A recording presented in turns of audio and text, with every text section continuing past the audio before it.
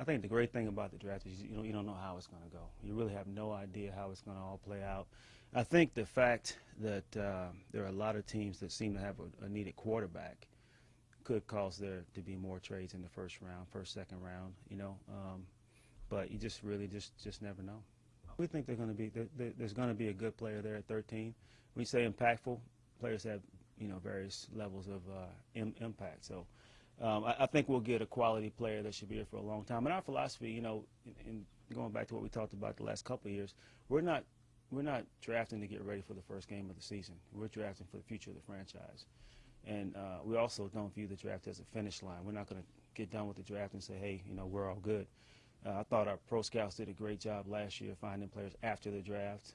Guys like Stephon Logan, John Windling, 2 Pro Bowl alternates that we found after the draft. Young players like Alphonso Smith, Lawrence Jackson. So we'll keep looking after this process. And we don't think that we'll fill all of our needs or take care of all of our personnel problems in this draft.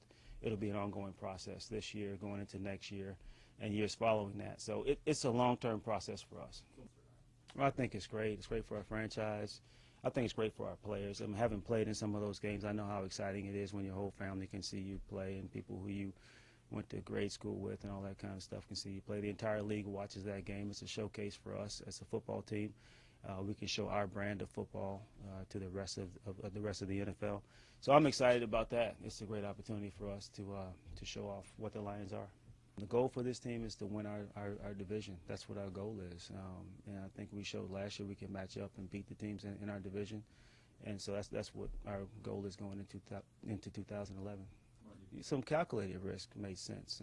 I think when you feel strong enough and have a strong enough opinion, and when you feel confident enough, I think it makes sense to take some calculated risk. I don't think you want to blindly take risk, and that's always something to be cautious about.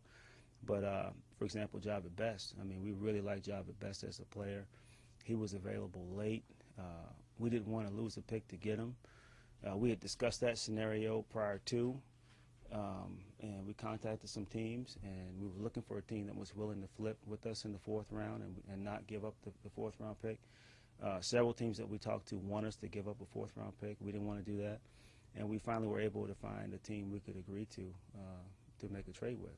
And that's probably a good example of a calculated risk, and we think it's going to work out great for us. I think there's some debate over players. I think it's a much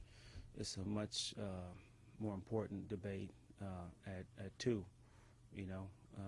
It's very important at 13, but I think you have a lot more study, a lot more time, a lot more emphasis on character on and off the field, the guy's presence in the locker room, all of those things at 2. At 13, it's a critical debate, but you have to have more options open at 13.